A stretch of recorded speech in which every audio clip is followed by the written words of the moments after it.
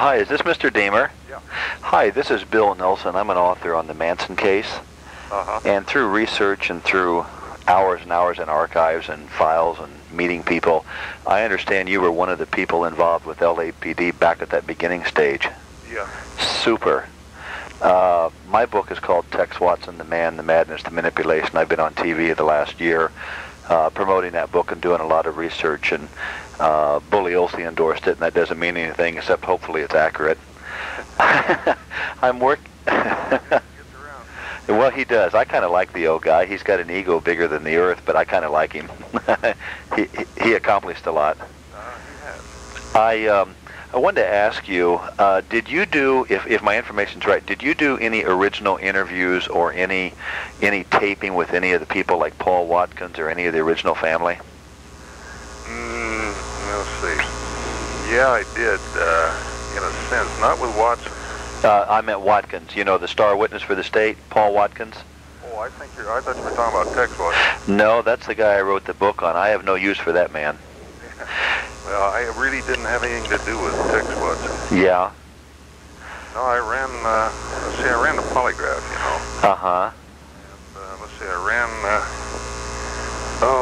what the hell's, I just woke up, so I'm trying. Oh, I'm sorry.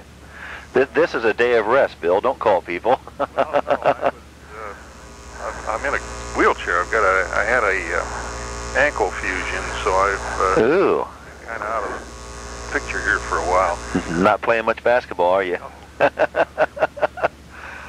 Okay. Who the hell's the guy that was married to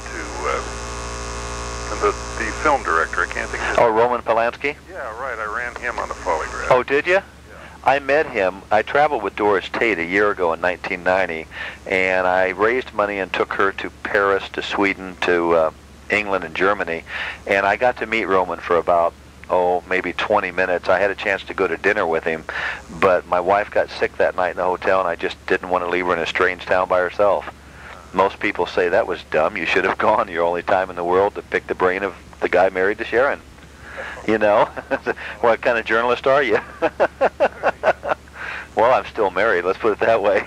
Yeah, I saw him on TV the other day. Did you? What the heck it was? He was given an award for something. You know how Hollywood people are. They Yeah. give awards to one another all the time. Well, it helps their egos. Yeah, right. Did you deal with the girls? Did you polygraph them? No. Or anything to do with... Many of those girls that you were able to polygraph, really. Yeah. I did, let's see, I was, actually what I could tell you is that, I was more in at one time in the early part of the investigation, they thought it was all drug related. Right, I know that. So I went back to Washington, and I went to Massachusetts, and I went to Jamaica, and I ran different people around the country. Mm-hmm. Essentially what I was doing, what had happened in my case was that I was off on a wild goose chase. They had essentially made up their mind that this was drug related, so all my investigation was pretty much toward that. Did you discover the extent of Jay Sebring's drug dealing, or Abigail Folger and Wojtek Frykowski? Yeah,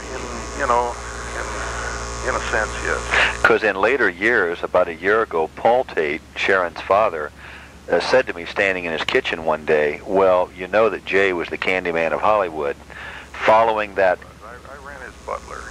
I wouldn't see this. I have heard his name, but I can't recall it. I never picked it up, but I remember running him. And what about Madden, the guy that was his partner, his business partner? No. Okay. So was Jay the cocaine dealer that we hear that he was, the Candyman of Hollywood? I couldn't vouch for that, but I've heard it. And his butler kind of indicated that was the case. He was into a whole lot of things. Yeah.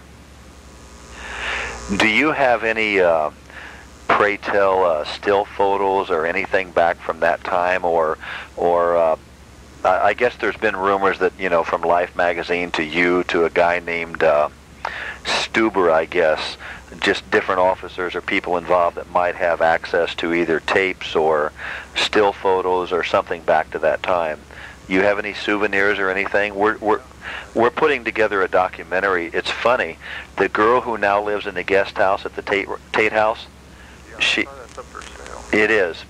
I was there the day Channel 4 came up to do that little piece, and I've been up at the house. The girl who lives there is an assistant director in Hollywood, and we have teamed up. I'm a video producer plus an author. I published it myself, so it's not a big seller like The Family or Helter Skelter and so forth, but we have been finding a lot of the people, kind of a story about where are they now or how did it affect their lives, and it's kind of neat. 25 years ago, aren't we? Well, I got most of them.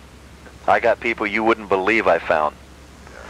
What are you going to do, write a book? Or? No, I wrote the book on Watson. What we want to do is we want to videotape and do a 2-hour made-for-TV documentary. A lot of the players that were in it, maybe investigators if they want to talk or not. William Garrettson's going to interview with me. Did you polygraph him? The caretaker? The guy that was living in the back. Uh-huh. Uh-huh. Shit, I don't know. I'd have to Yeah. rattle my thoughts. Okay. I think I did run Garrettson, come to think of it. Yeah, it's been so long. Why don't I give you a week or so to jog your memory and not catch you just waking up from a nap, and we're going to be doing a lot of taping and stuff. Where are you now? I'm in Anaheim, Oh, I see. and I live in Anaheim. Get my number. Research, one person knows somebody and somebody else thinks they know somebody, or somebody thinks somebody was on TV 6 months ago, and you just follow a bunch of, just being a good investigator, you keep following leads, and most of the time you're wrong. But I thought I'd just find out, and I thought that was neat, because I didn't know of your name personally. It wasn't one that jumped out at me. Yeah. If you got a pen, I'll give you my number so you can, okay. When's the best time to call? Maybe I can get to one. Okay.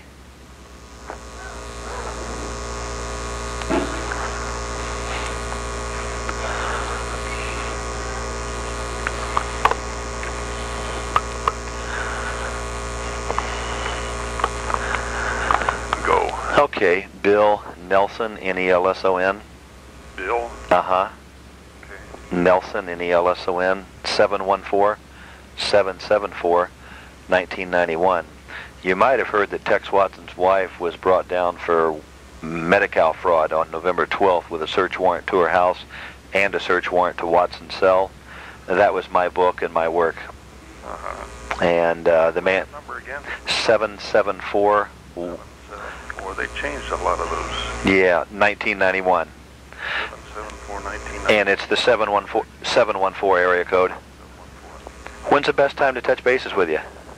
Well, between now and see if I can walk again. What I had was an ankle fusion. Yeah. And, Christ, I've been in this wheelchair since November the 19th. So... Wow. Yeah. The guy told me, the doctor told me when he said, you're going to have about a 4-month siege with this, and actually got the cast off now, and I'm wearing one of those moon boots that look like Frankenstein, one of those walking casts. Wow. I can't actually put any weight on it yet. Yeah.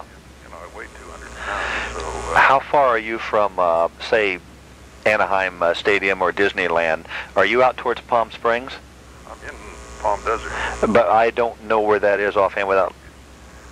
Well, Palm... It's close. 13 miles to the north, and Indio is 13 miles to the south. Okay, I got you. I thought you were out towards Palm Springs. Yeah, right. Yeah. I bet it's nice out there. You don't have the congestion we have down here. Well, I don't know. When we moved out here, when I retired, we didn't have it, but right. we're getting it. Yeah. It's going to be as crowded here as it is in L.A. one of these days. Oh, that's a terrible thought. Yeah. Tell Sonny to... Telling people it's raining and snowing. Let me give you a call next week. And Lisa Statman, Statman, is the girl that lives in that guest house, the assistant director on this project with me. And we'll give you a buzz and see if we could say hi or become acquainted or see if she can answer any questions. We just want to find as many people as we can that were either involved in the case or worked on the case or kind of how did it affect their lives. We know that Bugliosi launched a whole career out of it. Yeah, right. Well, he had that great ego. I mean, that paid him off. I read his book the other day. That one, the one where the South Seas. Right. Pretty well written, but then old Vince came through as the champ. Well, he did that with Helter Skelter movie too, didn't he? Oh yeah. I mean, it was a pretty neat fluff piece. I mean, he looks good. Well, I saw him the other day. He was on that thing with the JFK. I saw that. Yeah. Inside Edition, or one of them did it. Yeah.